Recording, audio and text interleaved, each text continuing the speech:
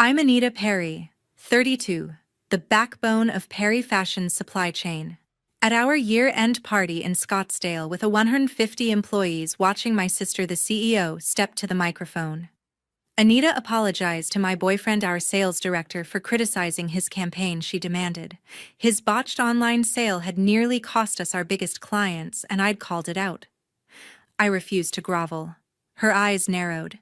"You're suspended until you do," she declared, her voice cutting through the crowd. My parents standing beside her smirked. "Know your place," they said in unison. The room erupted in laughter, her allies cheering her on. I felt my stomach twist, but I held my ground. Every eye was on me, waiting for tears or surrender.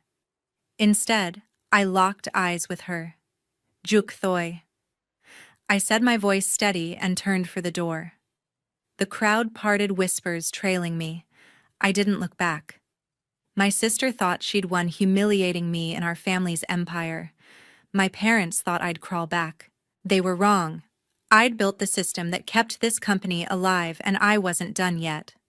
Something was coming, something they'd never see. If you've ever been betrayed by your own blood, you know this sting. Share your story in the comments. Have you faced a family that turned on you? Hit that like button if you're with me. Stick around. This is just the start. 5 years ago, I poured my heart into building Perry Fashions from a single store. I'm Anita Perry, and at 27, I had a vision of family empire in Scottsdale's cutthroat retail scene. My sister Rosetta Perry, 4 years older, took the helm as CEO. She was fierce, her ambition a double-edged sword, slicing through obstacles but favoring those who flattered her. I designed our online ordering system, a lifeline that let us compete with national brands. It tracked inventory, streamlined shipping, and kept customers coming back. That system was my blood and sweat, coded through sleepless nights to make our name mean something. Rosetta saw the spotlight, not the work. She thrived on control, her decisions final, even when they leaned on my expertise. Our parents, Doris Perry and Paul Perry, held the purse strings. Mom and Dad cared about profits, not process, and they adored my sister's knack for closing deals. They'd nod at my reports, but save their praise for her presentations. I didn't mind at first. We were a team, or so I thought. Then her boyfriend, Jonah Boyd, walked in.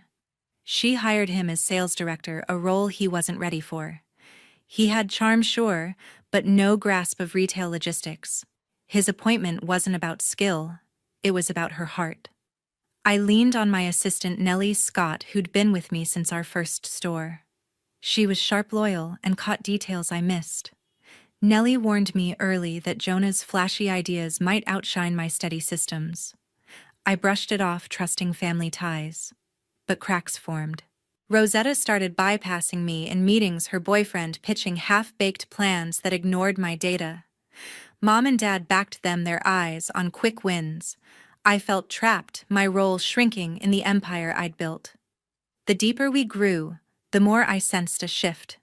Rosetta's choices favored her inner circle, and Jonah's presence tilted the scales. He'd stroll into my office, tossing out suggestions that echoed my own, then claim them as his. I'd spent years perfecting our supply chain, but my voice was fading. Nellie saw it too, her quiet glances urging me to push back. I wasn't ready, not yet. I kept my head down, tweaking the system, ensuring orders flowed smoothly. But every ignored email, every sidelined idea tightened a knot in my chest. My sister wasn't just leading, she was reshaping our legacy to fit her vision. Jonah's influence grew, his confidence unchecked. He'd pitch bold campaigns promising growth while I scrambled to make them work. Rosetta aided up her trust in him, blinding her to his gaps. Mom and Dad, dazzled by his charisma, started questioning my methods. "Why can't you be more like him?" Dad once asked, his tone sharp. I swallowed my reply, but the sting lingered. Nellie caught me after, her voice low. "They're not seeing you, Anita. Don't let them forget." Her words stuck a spark in the fog. I began noticing patterns. My sister's decisions leaned on Jonah's input even when it risked our bottom line. She'd override my warnings about overstocking, trusting his gut over my numbers. Mom and Dad nodded along, their faith in her absolute. I wasn't invisible, but I was expendable. The system I'd built kept us afloat, yet my role felt ornamental. I'd walk through our flagship store racks brimming with designs we'd fought to launch and wonder if I'd become a ghost in my own dream. That tension simmered, my loyalty tested. I still believed in Perry Fashions and the family we'd promised to be. But Jonah's rise, Rosetta's bias, and my parents' dismissal chipped away at that faith. Nellie stayed my anchor, her support unwavering. She'd file my reports, double-check my work, and remind me I wasn't alone. Still, I felt the walls closing in. My sister's ambition and her boyfriend's opportunism weren't just hurdles. They were threats. I'd built this empire, but I was losing my place in it. When Rosetta handed Jonah my supply chain project, I felt a knot in my stomach. I'd spent years perfecting Perry Fashion's logistics, ensuring every dress reached customers on time. My sister, blind to my expertise, gave her boyfriend the reins. He wasn't qualified, but she didn't care. The project was my blueprint. Every route, every warehouse, every delivery schedule mapped to save millions. I'd shared it with her in confidence, expecting collaboration. Instead, she tossed it to him like a trophy. Jonas strutted into the boardroom for the quarterly review, presenting my plan as his own. "I've streamlined our supply chain," he declared, flashing a grin. "The slides bore my data, my calculations, even my phrasing." Rosetta beamed, clapping first. Mom and Dad followed, their applause deafening. "Brilliant work," Dad said, his eyes on Jonah. I sat frozen, my notes useless. My sister didn't glance my way. The board nodded, impressed, while I burned inside. He'd stolen my work, and they were eating it up. I couldn't stay silent. "Those are my strategies." I said, my voice steady but sharp. I designed every step.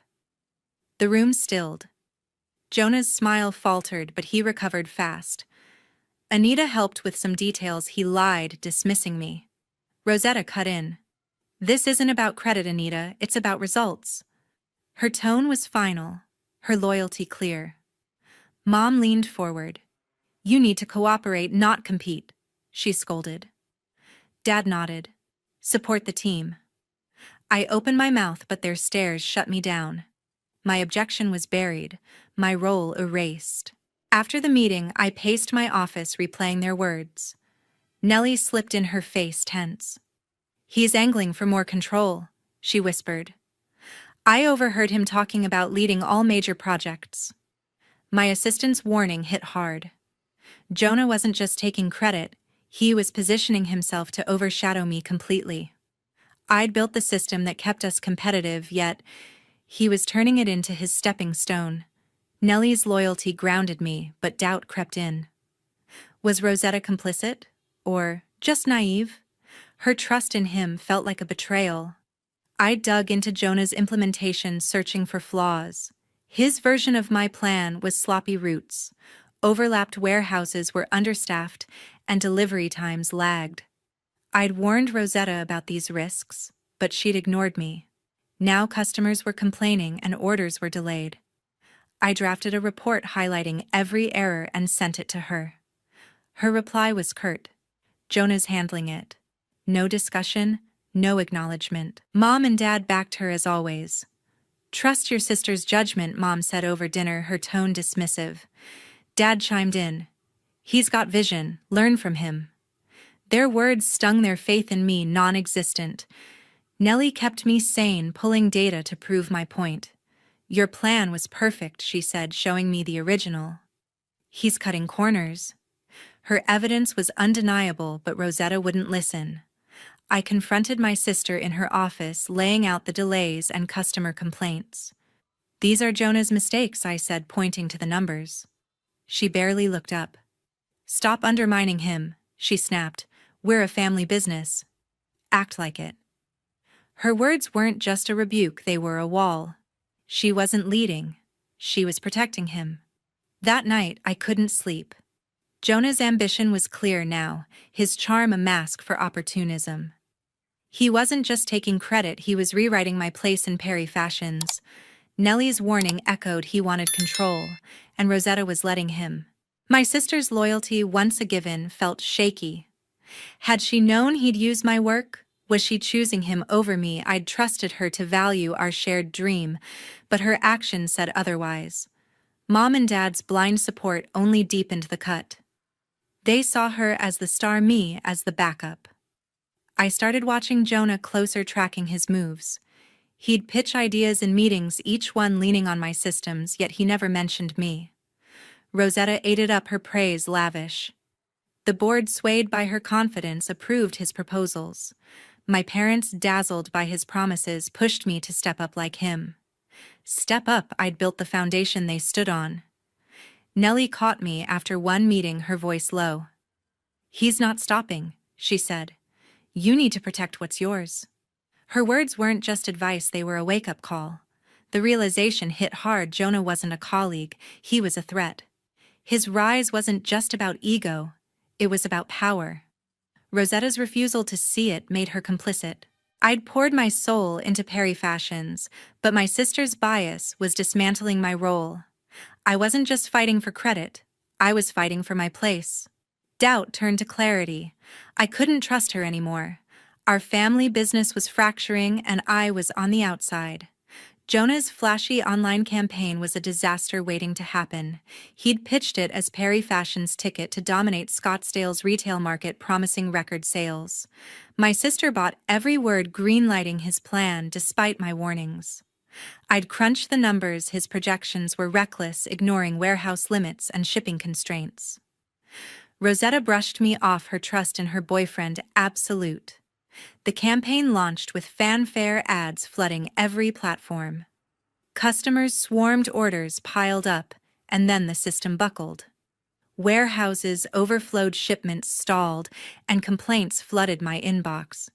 Jonah had underestimated demand, leaving us short on staff and space. Our biggest clients, chain stores that trusted our reliability, threatened to pull contracts. I was exhausted, running on coffee and adrenaline. Nellie, my assistant, stayed by my side, rerouting deliveries and soothing angry buyers. We worked round the clock, juggling spreadsheets and phone calls to keep the chaos from spiraling. My system, the one I'd built, was our only lifeline, its automation holding back total collapse. Rosetta didn't notice. She was too busy praising Jonah's vision in press releases. He took interviews, spinning the campaign as a bold success, oblivious to the mess I was cleaning. Nellie and I managed to stabilize the warehouses, rerouting stock to meet priority orders. We saved the key accounts, but the cost was brutal. Overtime pay skyrocketed, and smaller clients walked away. I sent my sister a detailed report outlining the fixes and losses. Her response was a single line: "Handle it, Anita." No gratitude, no acknowledgement. Mom and Dad were worse. Over a tense family dinner, they tore into me. "Why didn't you manage the inventory better?" Mom demanded, her fork jabbing the air. Dad piled on. "This is on you, Anita." Poor leadership. I stared, incredulous. I'd saved their precious company while Jonah's blunder nearly sank us.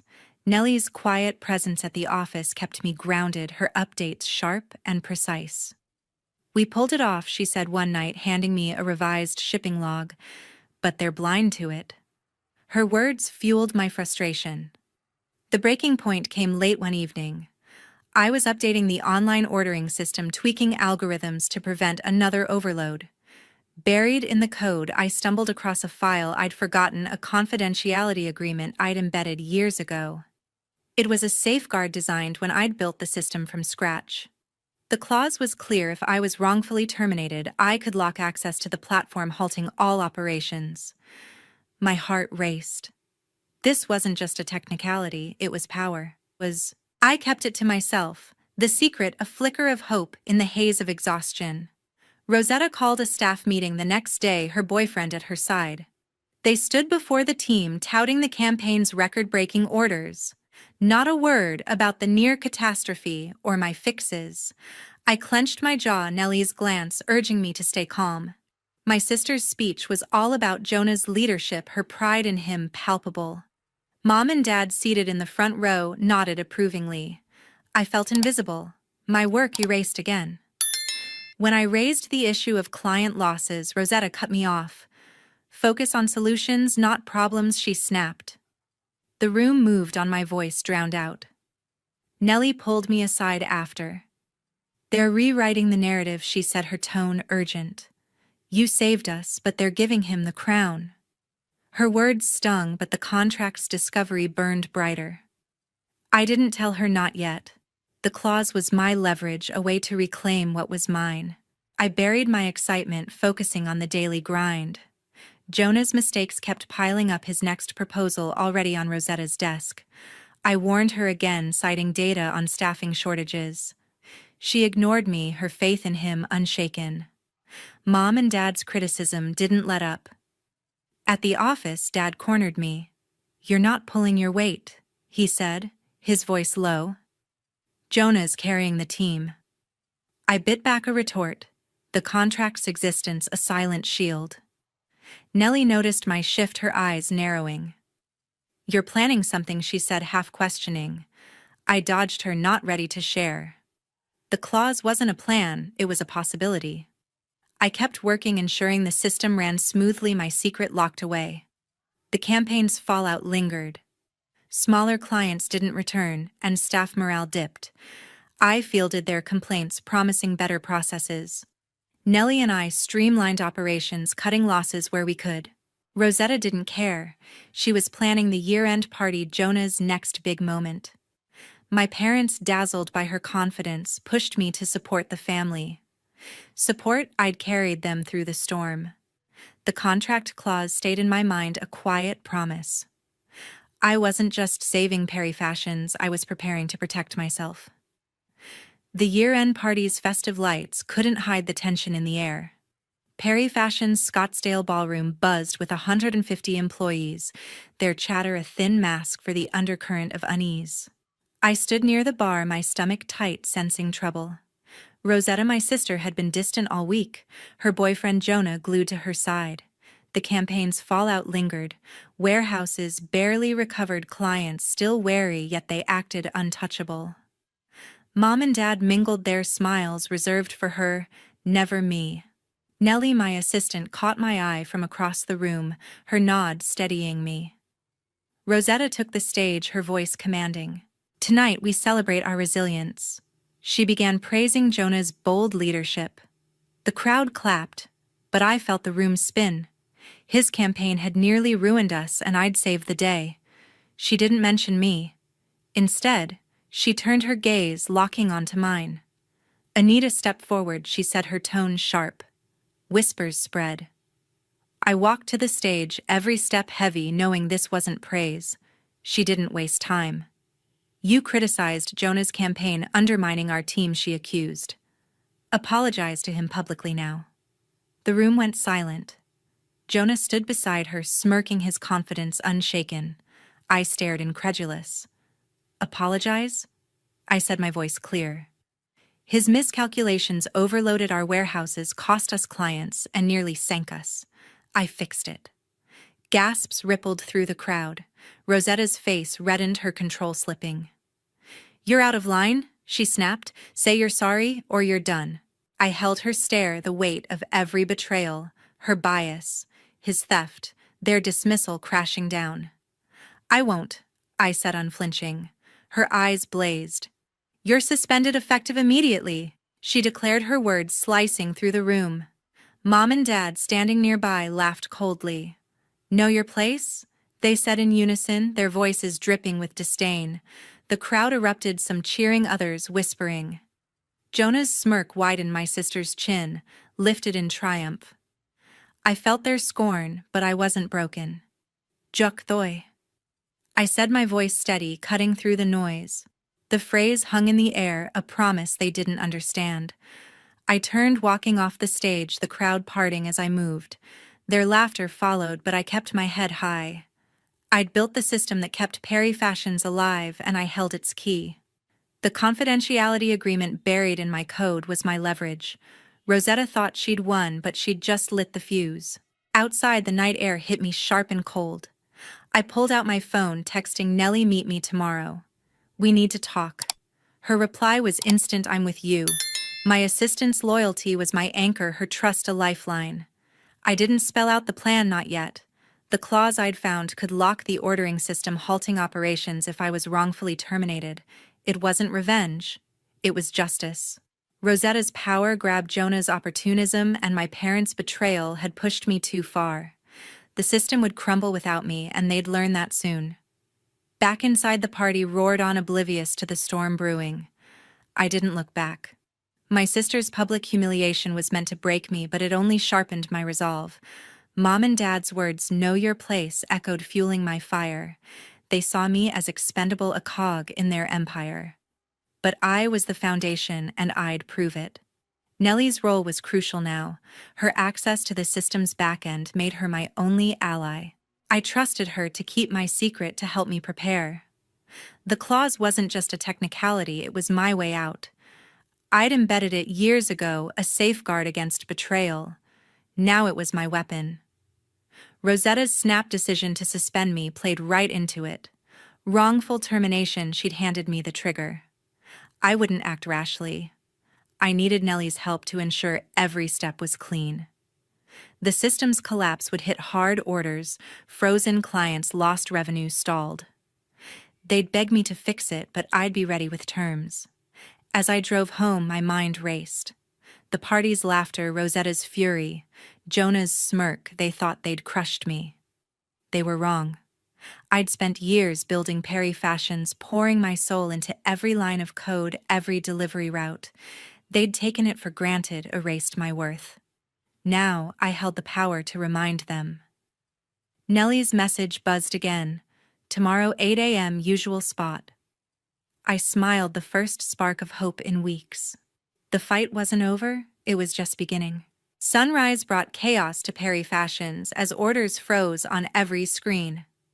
The online system, the backbone of our Scottsdale retail empire, was dead. Warehouses stood silent, deliveries stalled, and customer complaints flooded the phones. Employees scrambled, their panic palpable in the open plan office. I wasn't there to witness it. I was at home sipping coffee, my phone buzzing with Nellie's updates. My assistant had met me at dawn, her laptop open, confirming the confidentiality clause was active. The system was locked, just as I'd planned. Floyd Harris, our IT manager, was the first to sound the alarm. He burst into Rosetta's office, his voice shaking. "The platform's down, and I can't get in," he reported, sweat beading on his forehead. My sister, usually composed, paled. She turned to Jonah, her boyfriend, expecting answers. He fumbled, his charm useless against a technical blackout. "Try rebooting," he stammered, clueless. Floyd shook his head. "It's not a glitch, it's locked. Someone with admin access did this." Rosetta's eyes narrowed, but she didn't say my name, not yet. The office descended into disorder. Staff huddled around monitors, refreshing screens in vain. Orders piled up, millions in revenue at risk. Our biggest clients, already shaken by Jonah's failed campaign, threatened to walk. Doris and Paul. My parents stormed in, their usual confidence replaced by fury. "Fix this now," Mom shouted at Floyd, who threw up his hands. "I don't have the keys," he said, exasperated. Dad turned on Rosetta. "You're the CEO, do something," she snapped back, blaming Jonah's oversight. Their bickering echoed, a rare crack in their united front. Nellie texted me from a corner of the chaos. "They're losing it. No one suspects you yet." I smiled, my resolve steady. The clause I'd embedded years ago, a safeguard against betrayal, was working perfectly. It allowed me to lock the system if wrongfully terminated, a legal move airtight. I'd activated it after the party with Nellie's help to cover my tracks. My assistant's loyalty was unshakable, her technical skills ensuring no one traced the shutdown to us. Rosetta called an emergency meeting, her voice tight over the speakerphone. Jonah sat beside her, silent, his earlier bravado gone. Floyd reported no progress, his team locked out of every database. Mom and Dad, red-faced, demanded answers. "Who has admin access?" Dad barked. Floyd hesitated. "Only Anita and her assistant," he said. The room stilled. Rosetta's jaw clenched, she knew. Jonah tried deflecting. Maybe it's a hacker, he suggested weakly. No one bought it. The truth was closing in. Beulah Carter, our company lawyer, was summoned. She arrived, her briefcase heavy with contracts. Rosetta thrust the system's documentation at her, demanding a workaround. Beulah skimmed the pages, her expression grim. There's a confidentiality clause, she said, her voice calm but firm. Anita embedded it when she built the platform. If wrongfully terminated, she can legally lock access. Suspension without cause qualifies. Rosetta stared, disbelief turning to rage. She planned this, she hissed. Beulah nodded. It's ironclad. She's within her rights. Panic turned to desperation. Rosetta grabbed her phone, dialing me. I let it ring, savoring the moment. When I answered, her tone was a mix of fury and pleading. Anita, unlock the system, she demanded. You're killing the company. I stayed calm, my voice even. I'll consider it, I said. Set up a board meeting. We'll discuss solutions. She sputtered, unaccustomed to bargaining. This is blackmail, she shouted. I didn't flinch. It's business, I replied, hanging up. Nellie's next text confirmed it, board meeting scheduled tomorrow. The office remained paralyzed. Customers raged online, their complaints trending. Suppliers, unpaid, halted shipments. Jonah, scrambling to save face, pitched temporary fixes, manual orders, paper logs. They failed spectacularly, the staff overwhelmed. Mom and Dad's blame game intensified. You trusted him. Mom accused Dad, pointing at Jonah. You pushed her out. Dad shot back, glaring at Rosetta. Their empire built on my system was crumbling, and they had no one to turn to but me. Nellie kept me updated, her messages a lifeline. They're begging staff to stay calm, but it's chaos. I trusted her to stay discreet. Her role in the shutdown our secret. Beulah's confirmation of the clause's legality was my shield. No one could touch me. Rosetta's call had been her first surrender, but I wasn't done. The board meeting would be my stage, a chance to reclaim what was mine. I'd built Perry Fashion's foundation, and they'd learn its true cost. As night fell, the crisis deepened. Social media buzzed with customer fury, the company's stock plummeting. Rosetta, Jonah, and my parents were trapped, their confidence shattered. I sat at my desk reviewing the clause's details, preparing my terms. Nellie's final message came through. They're scared, Anita. You've got them. I nodded, my path clear. The boardroom would decide everything, and I held the key. I stepped into the boardroom with a calm I hadn't felt in years. The air was thick, the long mahogany table surrounded by tense faces. Rosetta, my sister, sat at the head, her eyes bloodshot from sleepless nights. Jonah, her boyfriend, slumped beside her, his usual swagger gone. Mom and Dad, their confidence shattered, avoided my gaze.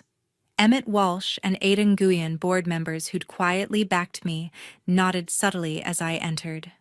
Nellie stood by the door, my assistant's presence a silent anchor. The system's lockdown had brought Perry Fashions to its knees, and I held the key. Rosetta spoke first, her voice strained. Unlock the system, Anita, she demanded, clutching a stack of complaints from clients. You've made your point. I leaned back, my expression steady. My point, I said, is that I built this company's foundation and you threw me out. Her jaw tightened, but she had no reply. Jonah shifted, muttering, This is sabotage. I ignored him, turning to the board. I have terms, I said, my voice cutting through their silence. Emmett, a sharp-eyed veteran of retail, leaned forward. Let's hear them, he said, his tone neutral but curious.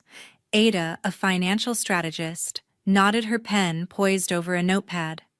They'd grown frustrated with Rosetta's favoritism and Jonah's failures, whispering their support to Nellie weeks ago. I laid out my demands.